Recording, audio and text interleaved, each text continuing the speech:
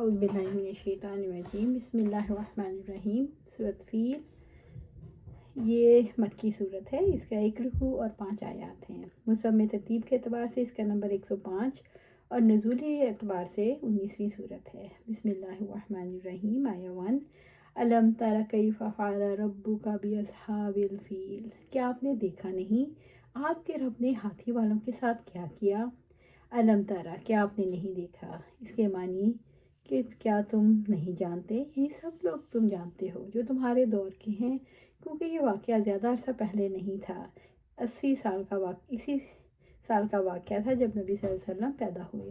کیف فعل ربک باصحاب الفیل، کہ آپ کے رب نے ہاتھی والوں کے ساتھ کیا کیا، یعنی کہ آپ نے اللہ تعالیٰ کی قدرت، اس کی عظمت شان، اپنے بندوں پر اس کی رحمت، اس کی توحید کے دلائل اور اس کے رسول محمد صلی اللہ علیہ وآلہ وسلم کی صداقت کو نہیں دیکھا کہ اللہ تعالیٰ نے ہاتھی والوں کے ساتھ کیا کیا؟ یعنی ہاتھی والوں کے ساتھ تیرے رب نے جو معاملہ کیا وہ تم کو ضرور معلوم ہوگا، کیونکہ یہ واقعہ نبی صلی اللہ علیہ وسلم کی ولادت باسعادت سے چند روز پیشتر ہوا اور غایت شہرت سے بچہ کی زبان پر تھا۔ اسی قرب عہد اور تواتر کی بنا پر اس کے علم کو رویت سے تعبیر فرما دیا۔ الم یجعل کیدہم فی تضلیل، آیہ 2، کیا تم نے ان کی خفیہ تدبیر کو بیکار نہیں کر دیا؟ اللہ تعالیٰ نے اپنی قدرت اور انتقام کا شعور دلایا کہ انسانی تدبیریں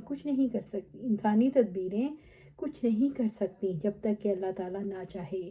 اللہ تعالیٰ ساری تدبیروں کو غارت کر سکتا ہے۔ کئی بوانی چال یا خفیہ تدبیر، یہاں یہ سوال پیدا ہوتا ہے، وہ تو اعلان دن دہاڑے کعبے پر حملے کرنے آیا تھا اور برملا کہتا تھا کہ میں کعبہ پر حملے کرنا آیا ہوں۔ اس کی وجہ یہ ہے کہ عربوں نے ہمارا کلیسا کی توہین کی ہے، تو میں اس کی چال یا خفیہ تدبیر کیا تھی؟ تو اس کا جواب یہ ہے کہ اس کی خفیہ تدبیر یہ تھی کعبہ کی تحریب کے بعد اہل عرب کی توجہ اپنی کلیسا کی طرف مبذول کرے، اور اس سے اس کا مقصد مذہبی فوائد کا حصول نہیں تھا، بلکہ وہ تمام تر تجارتی، معاشی، معاشرتی اور سیاسی فوائد حاصل کرنا چاہتا تھا جو کعبہ کی وجہ سے قریش مکہ کو حاصل تھے۔ وَأَرْسَلَ عَلَيْهِ طَيْرًا أَبَابِيلَ، آیہ 3، اور ان پر غول کے غول پرندے بھیجے۔ اکرمہ اور قتادہ کہتے ہیں جھنڈ کے جھنڈ پرندے بحیرہ احمر کی طرف سے آئے تھے۔ سعید بن جبیر اور اکرمہ کہتے ہیں اس طرح کے پرندے نہ پہلے کبھی دیکھے تھے نہ بعد میں دیکھے گئے۔ اکرمہ رضی اللہ عنہ فرماتے ہیں یہ سبز رنگ کے پرندے تھے جو سمندر سے نکلے تھے، ان کے سر درندوں جیسے تھے اور اقوال بھی ہیں۔ اکرمہ رضی اللہ تعالیٰ عنہ اور قتادہ رضی اللہ تعالیٰ عنہ کہتے ہیں کہ واقعی پرندوں کے جھنڈ بحیرہ احمر کی طرف سے آئے تھے۔ جبیر رضی اللہ تعالیٰ عنہ کہتے ہیں اس طرح کے پرندے نہ کبھی پہلے دیکھے اور نہ بعد میں دیکھے گئے، نہ نجد کے تھے نہ حجاز اور تہامہ کے۔ ابن عباس رضی اللہ تعالیٰ فرماتے ہیں ان کی چونچیں پرندوں جیسی اور پنجے کتے جیسے تھے۔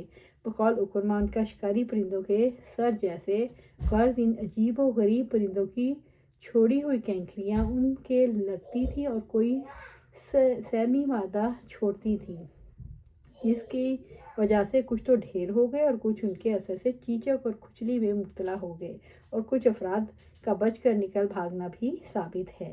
تب بھی اکثریت کے لحاظ سے حکم میں کوئی فرق نہیں پڑتا اور چند کے واقعہ عجیب و غریب اور بظاہر مستعبد ہے، لیکن بیت اللہ کی حرمت کے علاوہ نبی صلی اللہ علیہ وسلم کی آمد کا لحاظ بھی کیا جائے تو اس خرق عادت واقعہ کو ارحاضر کہا جاتا ہے۔ چنانچہ بعض حضرات کہتے ہیں کہ نبی صلی اللہ علیہ وسلم کی ولادت شریفہ کے دن ہی یہ واقعہ پیش آیا اور 50 دن کا فصل بھی کچھ فصل نہیں، کیونکہ آثار نبوت اور برکات رسالت تو آخر شروع ہو ہی چکے تھے۔ کعبہ اور خدام کعبہ کی حفاظت من جانب اللہ ہوئی، اس لیے ان آیات میں دور دراز کا تعویلات قطعاً غیر موضوع ہیں۔ ترمیہم بحجارۃ من سجیل، آیہ 4، جو ان پر پتھریلی مٹی کی کنکریاں پھینک رہے تھے۔ تیر اندازی کے لیے بھی رمی کا الفاظ استعمال ہوتا ہے، گویا وہ پرندے اللہ تعالیٰ کے لشکر تھے جو باقاعدہ حملہ آور ہوئے۔ ان پرندوں میں سے ہر ایک کی چونچ میں ایک کینکر تھا، انہوں نے کینکروں کی بارش کر دی، جس کے بعد لشکر کے کثیر افراد وہیں مر گئے اور جو باقی رہ گئے وہ راستے میں مر گئے، خود ابرہہ بھی راستے میں مر گیا۔ یہ واقعہ نبی کی ولادت سے 50 دن پہلے پیش آیا صلی اللہ علیہ وسلم۔ فَجَعَلَهُمْ كَعَصْفٍ مَّأْکُولٍ آیا 5۔ تو اس نے ان کو کھائے ہوئے بھوسے جیسا کر دیا۔ ابن عباس رضی اللہ تعالیٰ سے مروی ہے، اسف کہتے ہیں بھوسی کو جو اناج کے دانوں کے اوپر ہوتی ہے، اس سے مراد کھیتوں کے وہ پتے ہیں جنہیں جانور چر چکے ہوں، مطلب یہ کہ اللہ نے ان کو تہس نہس کر دیا اور عام و خاص کو ہلاک کر دیا، ان کی ساری تدبیریں الٹ ہو گئیں، کوئی بھلائی انہیں نصیب نہ ہوئی۔ عائشہ رضی اللہ تعالیٰ عنہ کا بیان ہے، ابرہہ کے لشکر کے فیل باند اور چرکٹے کو میں نے مکہ مکرمہ میں دیکھا، دونوں اندھے ہو گئے، پھر چل پھر نہیں سکتے تھے اور بھیک مانگا کرتے تھے۔